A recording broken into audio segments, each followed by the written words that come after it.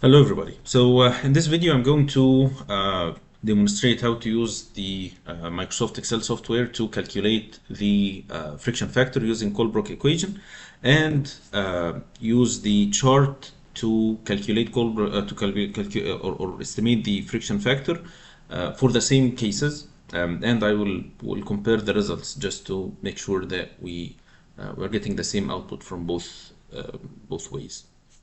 So for the Microsoft Excel, I have 3 examples, and for each example I have different values of Reynolds and epsilon over D. Just I put any random values of density and the viscosity, the diameter, epsilon, and the velocity. And I am calculating the friction factor, or first I'm calculating epsilon over D, which is this, and Reynolds number from rho VD or UD over mu. Okay, so these are the 2 main parameters that I will be focusing on.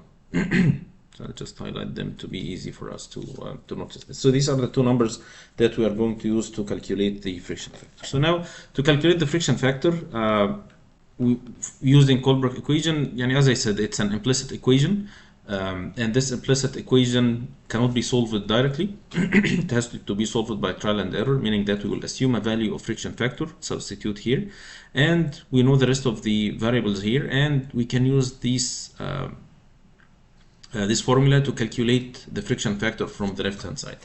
If the assumed value is right, then the right hand side and left hand side will be equal, or the assumed value and the calculated value are going to be equal. Otherwise we will otherwise we will need to assume another value. So we will do this using Microsoft Excel. It's going to be more easy to understand when we go step by step. So let's I have here a cell for the assumed value and the same cell for the calculated value. So let's, for instance, I'm going to put any value. Let's start with 0.001. It's 10 power minus 3. So this is the value that we are going to use here. We'll substitute with this value here. And for the calculated value, we are going to write the formula. It's -2 times log epsilon over D, which is this, divided by 3.7 plus 2.51 divided by Reynolds number, which is this, divided by square root of the friction factor that we assumed. So now this equation is calculated using epsilon over D, Reynolds number, and the assumed value. Okay, so the value we are getting here is not the friction factor. It's 1 over square root of the friction factor. So to calculate to get the calculated friction factor, we will raise this to the power of -2. So -2 be the numerator and 2 to get rid of the square root. So this is the assumed value and this is the calculated value. And it's clear when you compare the 2 numbers that they're not equal. So it means that the assumption is not right. So one thing we can do is we'll change the number. So I'll make it 0.005 instead of 0.001, and the value is changed automatically. And this is the good thing here, that the calculated value, we write the formula for just once, the first time, and we don't write it later. We just change the number in this cell, and this is automatically updated based on this value. So let's make it 0.01 instead of 0.05. So it's calculated. So one thing we can do is to manually change the values of the assumed value and monitor the calculated value, and keep doing this until we get close results or the similar values of the 2 numbers. However, this is going to be time consuming, and it might be kind of difficult to find the right value with this method. You might even be going farther from the right value without noticing this. One thing we can do also is to calculate the difference between these 2 cells. And this is kind of, instead of looking at the 2 numbers, we can just look here. If the 2 numbers are equal, then the difference is 0, which would be an easier way of finding the right value.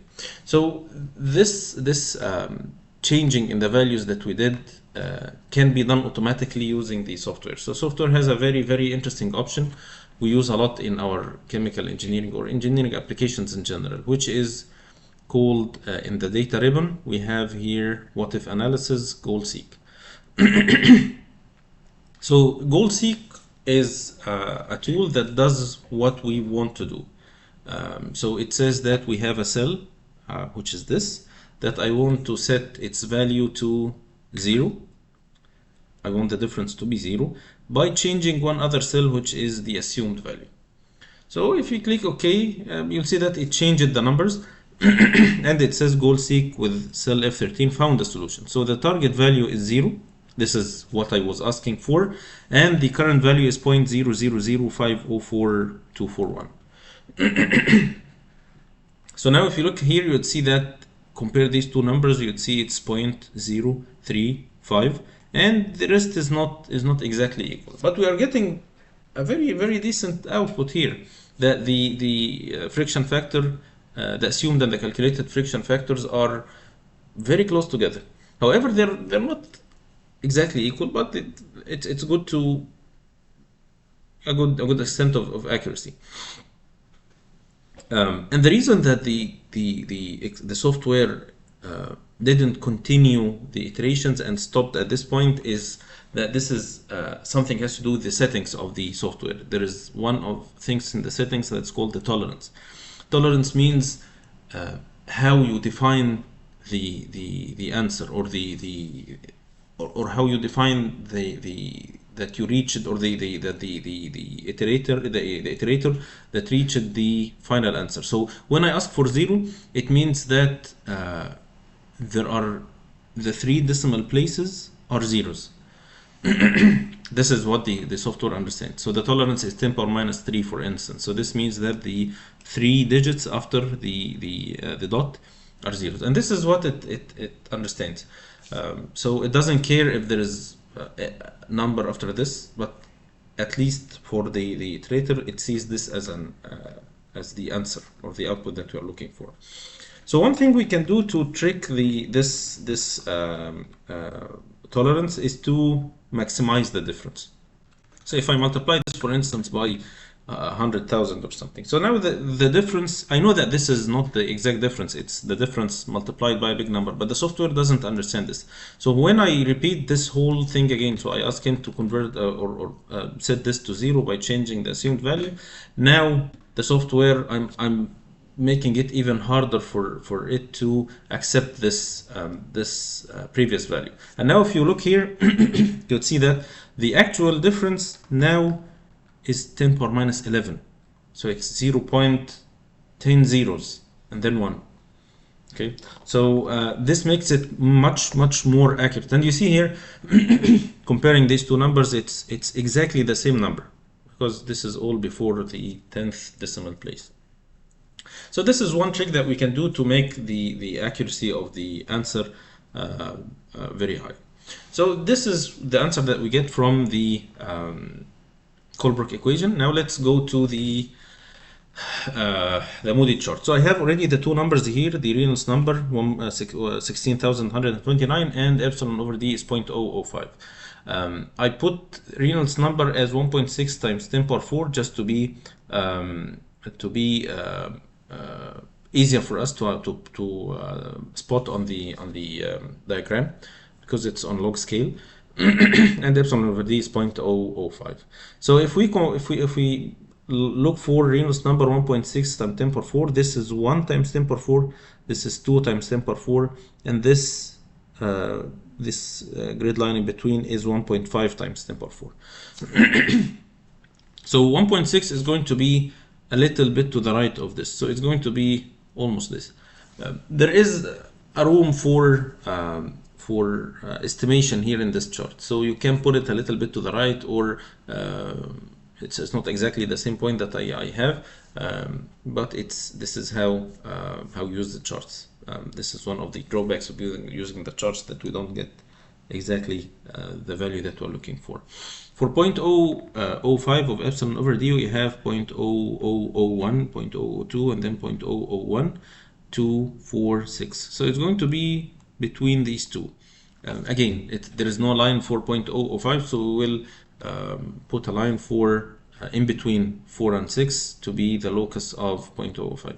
And now the intersection of these two lines, which is this point, is going to be the point we're looking for, which is the one we are going to use to get the friction factor. And to find the friction factor, we go to the left, and from here, let's see, this is 0.03, and then we have 4 ticks in between, so it's 3.2, 3.4, 3.6, and 3.8. So this here is between 0.032 and 0.036, which is going to be 0.035. It seems like it's almost in between. The value we got in Excel is 0.03555, and here it's only 0.035. So we are getting almost the same output, but with lower accuracy here. But it's still good enough for what we are looking for. Now let's see the other example. I have 2 other examples here, but this is not going to be something new. It's going to be the same steps. So I already have the answer written here. We have Reynolds number as 150,000 and 466, and epsilon over d 0.024, and the friction factor that we calculated is 0.0525. So let's check here.